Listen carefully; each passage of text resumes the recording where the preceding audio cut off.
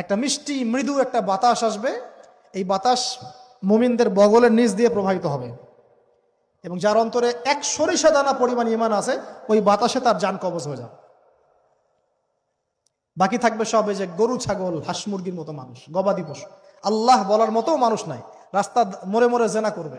এটা আরো অনেক পরের কথা, অনেক পরের কথা। আমরা ওই যুগ দেখতেও চাই না, বাঁচতেও চাই না ওই যুগে, তাই না ভাই?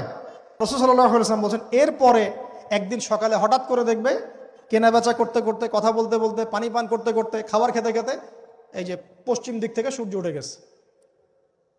তার মানে কি ওই দিন কিয়ামত হয়ে যাবে, এবং এটা এত ফাস্ট হবে, এত দ্রুত হবে।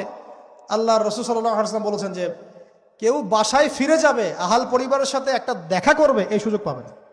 একদম ইনস্ট্যান্ট ডেট ছাড়, একটা বজ্রনীনাদ প্রচণ্ড মানে শব্দ, এটাতে বিকট একটা শব্দে পুরো মহাবিশ্ব তোলপাড় সৃষ্টি হয়ে যাবে, একদম শেষ।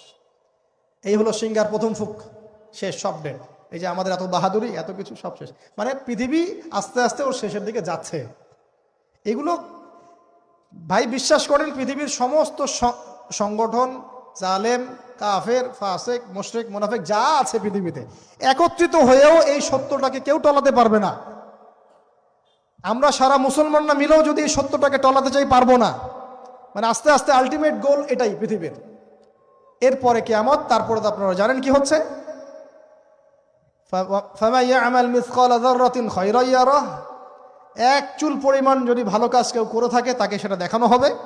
ওয়া মান ইয়ামাল মিসকালা যাররাতিন শাররান ইয়ারাহ, এক চুল পরিমাণ খারাপ কাজ আমরা কেউ করে থাকলে দেখানো হবে।